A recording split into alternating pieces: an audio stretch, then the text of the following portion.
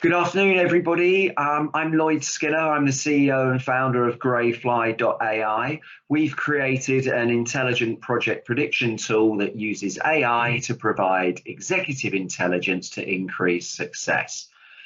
Today, I'm joined by Taiwo Abraham, who I'm looking forward to hearing his views around the application of AI in project management. So without further ado, I'm going to dive in. And Taiwo, do you want to introduce yourself? Sure. Thank you, Lloyd, for having me. Like you rightly said, my name is Taiwo Abraham. I've got about 15 years of project management consulting, spanning industry, and the last 5 years I've been in IT, government-facing projects, complex software application projects, and I've got a lot of involvement with the Project Management Institute, which has led me to participating in developing the PMBOK guide, that is like the standard guide for the practice community. And recently, I also returned to school to get a PhD in management, which has got me to become more interested in some of these deep topics that we're going to be talking about today.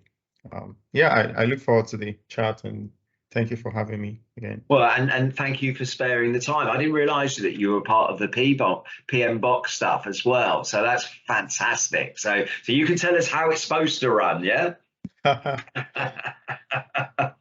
Okay, let me dive in then. So this is all about AI and project management. What use cases do you see for AI and project management? Oh, it's vast. It will depend on the industry you're looking at, but generally across board, I would say that it's mostly going to be adopted in areas where decision makers need more information in a short time frame. One of the major problems for any organization or any group that requires information in their decision-making process is something we call bounded rationality, where we all have very limited access to information. There is only so much information we can absorb per time, and we're limited to that when we have a time-sensitive decision to make. And so whether you're a CEO or an entry-level employee, what AI gives you is access to an unlimited amount of information and intelligence from a vast amount of data that might have been collected in the past, and helping us to make the most rational decision if we choose to use that technology. Sorry, that was a new term to me. Did you call it bonded rationality? Bounded. Apologies. And it's apologies. an economic, yeah, it's an economic theory, which I'm sure you probably, just my accent, you must have come across it. Yeah, no, apologies. Yeah. No, it's for me, it's you get it straight away as soon as you've said it. Bounded rationality. You know, it puts bounds around the data that you're collecting, and if I probe a little bit further around that data, what sort of data are you referring to? So now you're touching on some of the intricacies and challenges that as so far mitigated the operationalizing of AI as we know it. So data here is just about any information, information collected from previous activities. In retail, for instance, you look at customer behavior, transactional data, and consumer preferences, appetites, just name it. Just in project management, where I am, you look at stuff like project records. So it's purely just any information or any output of previous activities that we've done, or some knowledge output that we have in the past that made its way into some repository. And so when you bring together all this repository of data, they provide patterns and linkages that sometimes may be hard for the human side of wisdom to connect. And so with the system having unlimited kind of power to sort through this data and find connections, it definitely provides us some power that I think will change how we live as humans.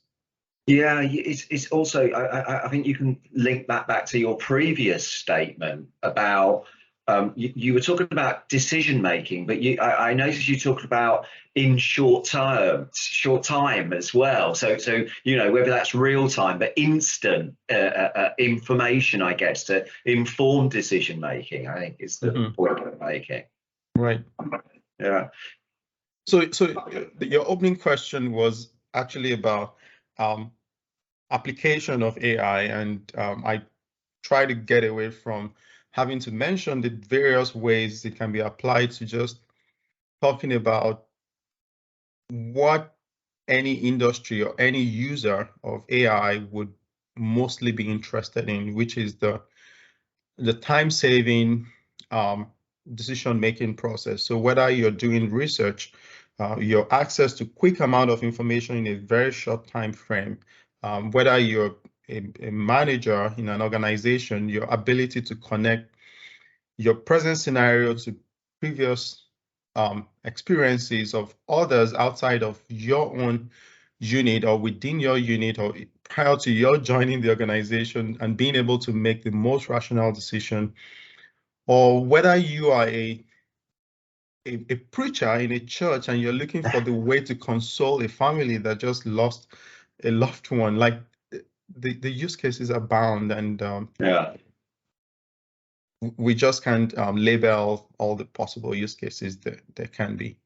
But if I bring that back to a sort of project dimension, I think the phrase you've just said is about lessons learned.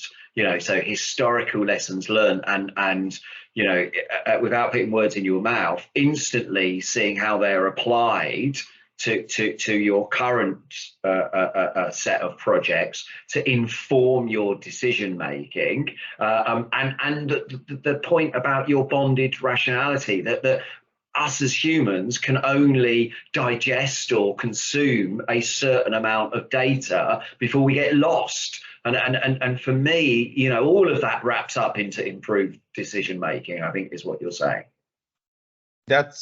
That's a better way to put what I just said. I'm not sure about that. You gave me the words. I just tried to play them back to you. So is there any other specific use cases that you'd see around project management and AI? We've talked about decision making. So around project management, I see a lot of risk management, predictions, accuracy of predictions.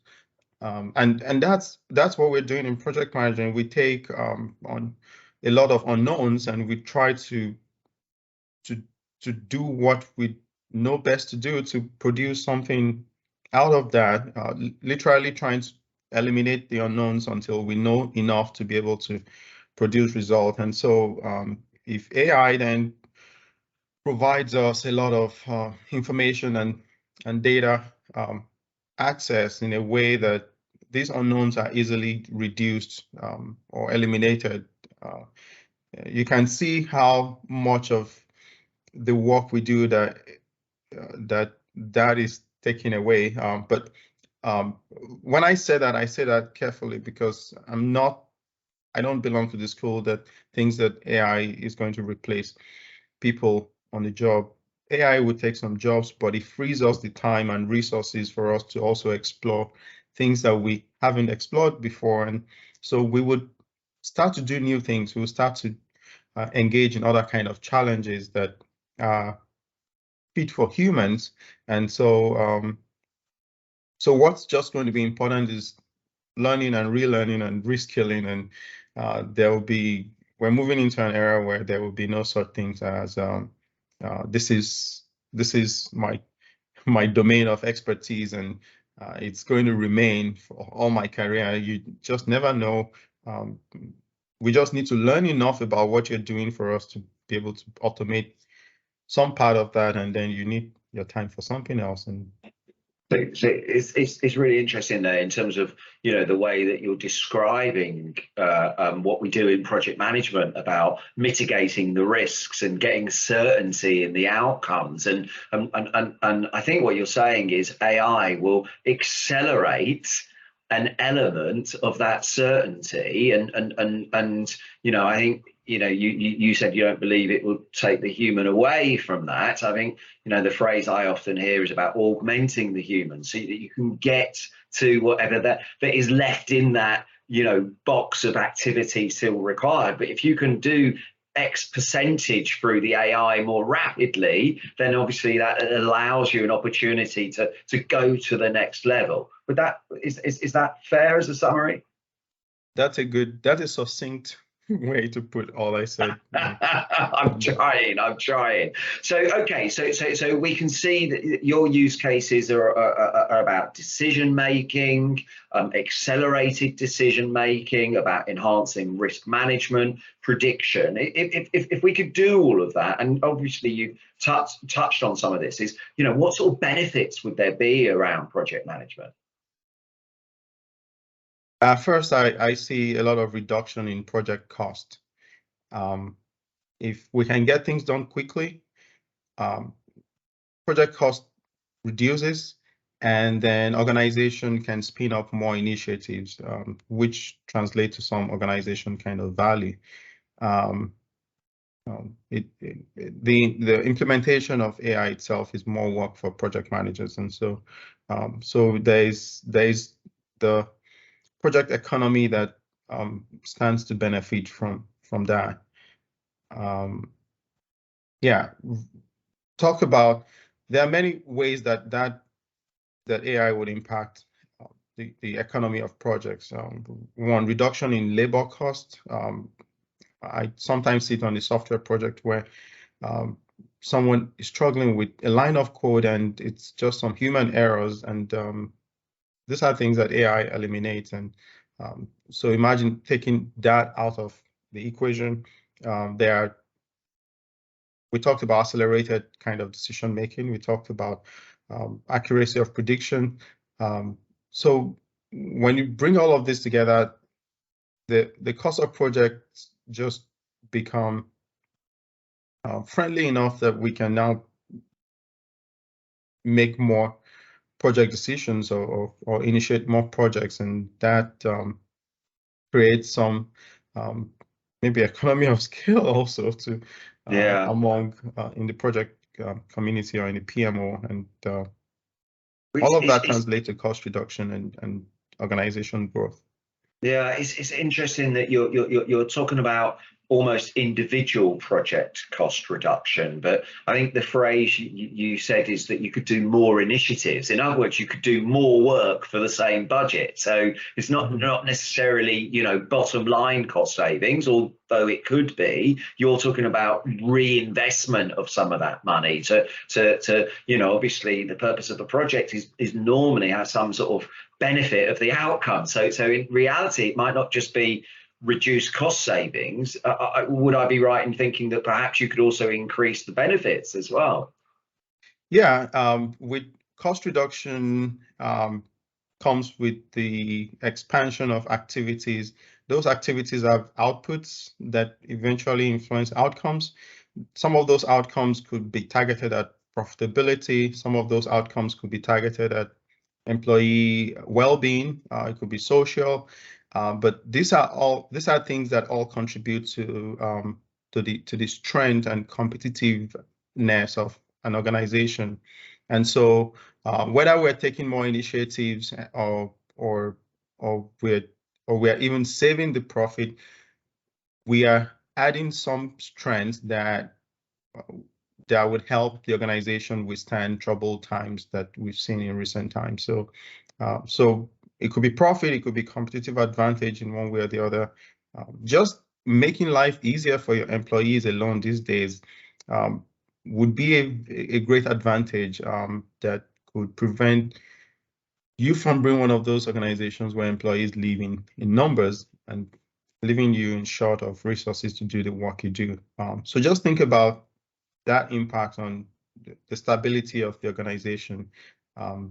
But generally, I definitely think an organization that's profit driven will make a lot of profit from being able to reduce cost of doing projects and taking more initiatives, which means you could explore more in marketing, in brand communication, in new products, innovations. Just it's like giving you more resources, more capital to do business through saving of the cost of doing existing operations. Fantastic. I love it. I love it. Now, when I first asked you about the use cases, you, as well as saying they're vast, the first thing you said was, well, it depends which industry or which sector you're in. Do you think some of this will be different then per sector, per industry? Absolutely. Okay, so that's why I've stayed with the with what I think will connect across the industries, but definitely the in health sector, for instance, we're going to be talking about maybe prescription of drugs or research or access to patients, history and quick diagnoses and all of that. So in the economy of running a hospital, however that translates to some cost savings for them or to some improved patient care and all that, that's a use case for them. If you come back to maybe corporate law, maybe access to cases and precedents and all of those things reduces the amount of time that the lawyers need to spend before being ready for a trial. So all of that translates to some cost reduction as well and time saving. I guess I understand that the application of AI would be different by sector, but more in terms of AI in project management, do you see that different by sector, the application? You know, because you're talking about decision making, you're talking about risk management and prediction. Would that be sector agnostic, or would you see that different? Okay. So knowing that AI would only serve us to the extent that data is available and the quality of the data. So you would find some industries where there's some kind of liberalness around data evolve very rapidly and translate to some of those benefits of AI that we talk about.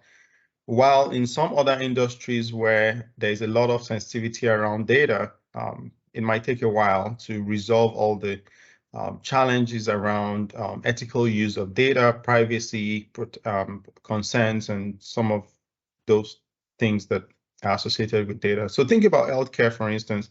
That's one place where it might take a while for us to get to a point where AI actually is fully operationalized to translate some of those benefits that we've talked about. But if you come to maybe how we use data in technology, in social media, there's already a lot of AI application that is out there because of the generosity of people when accepting the freebies that the social media platforms give us. And so that has afforded the social media giants to be able to consume and absorb data in ways that they are now using it to their own advantage. So yeah, it would differ by sector, and the determinant of that variation mostly will be data and concerns around the ethical use of data. It's interesting because I'd written a note here about asking you about data. Again, you know, you mentioned it earlier and you've mentioned it again there in terms of the challenges to move forward with AI in project management. I think you talked about the consistency of data as well as the volume of data. You know, that sounds like that's one of the biggest challenges in your mind. Yeah, there are ethical concerns as well. And as you go from region to region, there are variation in amount of regulation around data. And so an organization might find itself being more advanced in North America and not in Europe because of the differential in how they treat certain data. And so, yeah, data is the I think is the biggest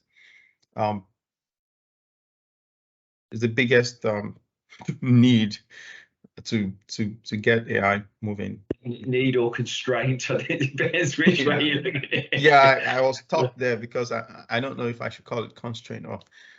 Yeah, well, opportunity, you know, opportunity for some companies if they've got that data in place and it is consistent and you know, there's beautiful historical data about your legacy projects. Wouldn't that be wonderful? You know, in terms of other constraints around how to move forward with the application of AI in project management, is there any other constraints that immediately jump out for you or challenges? Oh, definitely. There is the lack of knowledge. So as we talk about it here, there are many people who still don't have a fair understanding of what AI is all about. Some haven't heard about it at all. Some just hear about it. I don't think I have any depth of knowledge other than whatever I've read on the internet or some little application that I've been exposed to. And probably having a colleague who wrote a book about AI in project management. So knowledge is the first thing that some organizations may find it hard to operationalize AI because their employees don't have that. So you would see some need for training and all of that. But once you move past that, we talked about data already.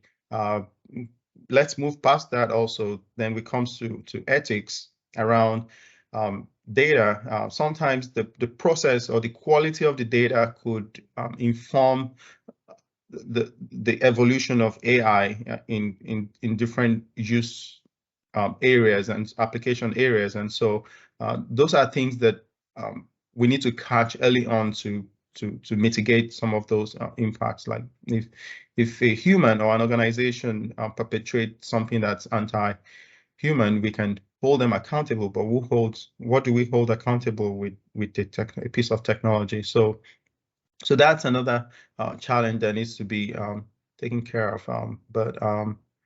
If we can build a solid governance framework around the use of AI, I think it will fly more. But building that requires some collaboration across disciplines and sectors and think tanks to develop a holistic way of what we think AI will do to us that will not backfire. Everything has a dark side, right? AI in itself will not be a problem, but if it gets into the hand of bad actors, then it becomes a problem. If it gets into the hand of people like, say, Bill Gates, who are trying to do social good, then it becomes a good thing. And so we need to find a way to protect how badly it can be used when it gets into the hand of the bad actors. So there's a lot of job for regulators, governments, and those people who have the power to decide how society runs. Yeah. And I'm thinking, bringing that back to a sort of individual company, you've talked about the challenge around their data, and you've talked about, you know, the knowledge that needs to exist within that company. You know, is there other challenges you'd see for an individual company, or is it just a case of, you know, once they've worked out how to mitigate those two challenges, they can move forward. Is there other items that jump to mind? Individual companies may also face resistance among their employees who might think that maybe this is the end of their job, and it's a legitimate concern for those employees. But other than that, it's going to come back to how clear is the vision. So it's like every digital transformation kind of projects that we've done, there are always going to be resistors. There are always going to be those people who love adventure. So how an organization is able to transition those resistors to being pro AI would be a challenge. And I think there are several resources out there that organization already has at their disposal to manage those kind of deep organizational change. So I don't see that as a new kind of problem that's going to be created by AI, but definitely there are concerns around job displacement, and we talked about knowledge already, that some employees wouldn't even know what it is. Oh, cost is a major one. We can't not talk about that. AI is not cheap. AI is not cheap. So that's another part that I think over time maybe the platforms and they will emerge, and they would kind of use their own vast amount of resources to cheapen the access of individual organizations to AI capabilities. But for now, it's not so much of what just any organization can set up on their own. Yeah, I think it's great that you align it to digital transformation, and your words about this is not a new challenge when it comes to projects generally. That definitely chimes with me and something I've been saying for some time.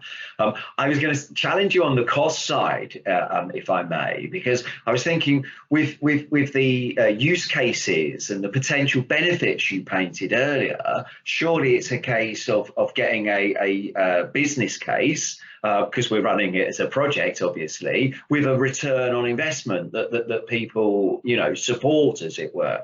Would that be the right approach to break that cost down? Well, for the potential of cost savings, yeah, it looks good, but if you look at the amount of resources that need to be put together to get to the point where we can start to realize those cost savings, it's insane. It's not something for just an individual organization to wake up and say, hey, we want to implement artificial intelligence within our closed walls. It requires a lot of interconnectedness among organization, which goes back to the richness of the data that the AI is built on.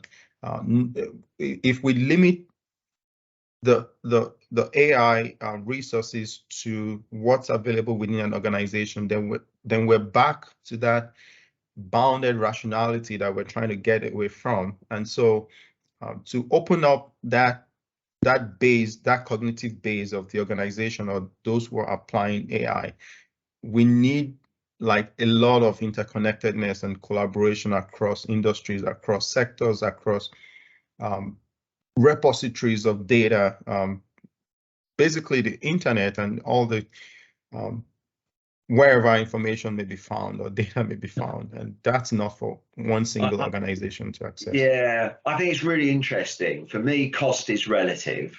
So which is why I was banding it to return on investment.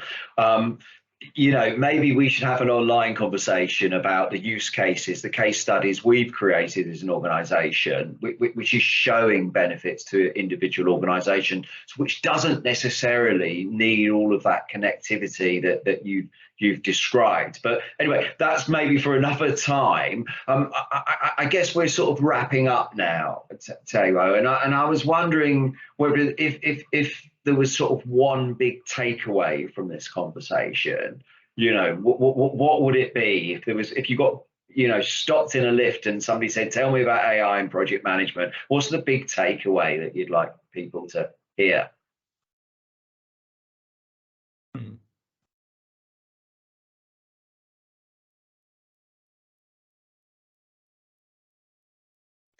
I think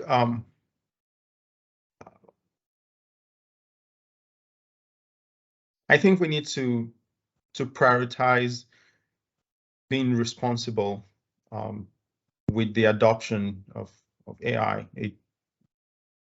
It's a good thing. It's also a bad thing at the same time.